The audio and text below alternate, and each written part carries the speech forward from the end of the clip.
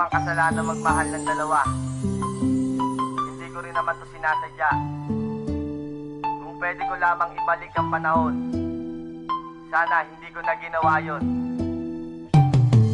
Kasalanan ba ng taong magmahal ng dalawa? Kasalanan rin ba nating magmahal ng iba? Bakit ba tayo ganito, hindi kontento sa isa? Meron nga bang pagkukulang upang humanap ng iba? Kaya ngayon pakinggan nyo ang daloy ng aking buhay tungkol sa dalawang babaeng minahal ko ng sabay. Inibig ko ng tunay, ito'y parehas at pantay, pero hiling ko lang naman sanay huwag kayong mag-away. Umpisa ang mga to nang ako ay napatambay. May nakita akong babae at siya sa akin sumabay. Tinanong aking pangalan at kinuha aking number. Di ko sukat akalain puso niya sa akin ay hyper. At sumapit na ang araw na maging magkasintahan, magkasama araw-araw at sabay pang maghapunan. Ngunit meron diskusyon na sa amin ay bumangga. Yun ay nabuntis ko siya kaso hindi pa ko handa. Kasalanan bang magmahal ng dalawa?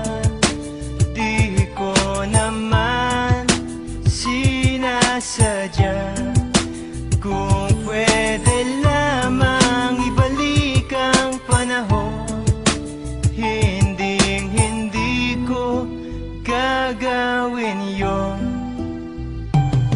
May dumating na okasyon, birthday ng isa kong pinsan. Nagpunta ako doon at kami ay naginuman. Ang dami mga bisita, kaibigan at mga tropa. Ang dami ring babae at baklang mga paronda. At may tropang dumating, may dala-dalang babae. Ito'y napakaganda, ang pula na mga labi. Yung tuloy ay nabigane, ang isang katulad ko agad-agad ang nilapitan. Isip ko ay tuliro at may epekto na ang alak dito sa aking sarili. Di na ako nahihiya at di na mapakali. Palakasan ng loob, agad akong nagpakilala. Ay salamat, buti na lang di niya ako dinedma. Isang tanong, isang sagot, ito na aking banatan. Bumigay na siya, agad di niya ako pinahirapan. Di rin sumagi sa aking isip na ako ay may asawa. At pagising sa umaga, doon ko lang ko naalala. Kasalanan bang magmahal ng dalawa?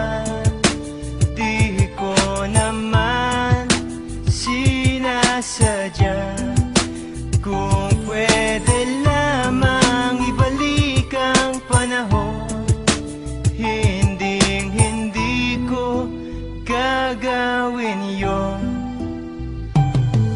Ako ay nag-iisip kung ano ang gagawin. Iniisip ko na rin kung paano pagsasabayin aking nagsisilbing asawa at ang syota kong isa. Ano kaya ang mangyayari pag nakita na sila? Patay-patayan na ako pag nangyari na ito. Malaking kaguluhan pag ako ay nabuko. Pero sana wag naman kasi hindi pa ako handa na talikuran ng magulang ng tinuring kong asawa. Kasi sila ang nagturo sa akin na maging masipag. Sila rin ang nagbigay sa akin ng isang sagisag na ang lahat ng problema meron tong solusyon. Umisip tayo ng mabuti para maging konklusyon. Ito aking sitwasyon, gusto kong kalimutan na ang aking naging kabit. Sana'y wag nang humabol pa. At pangako ko na rin na siya ang nakalaan. Makasama ko sa buhay, ligaya walang manda. Kasalanan bang magmahal ng dalawa?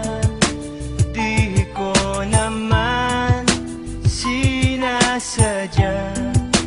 Kung pwede lamang ibalik ang panahon, hindi ko gagawin yon. Kasalanan bang magmahal ng dalawa? Di ko naman sinasadya. Kung pwede lamang ibalik ang panahon, hindi ko gagawin yon.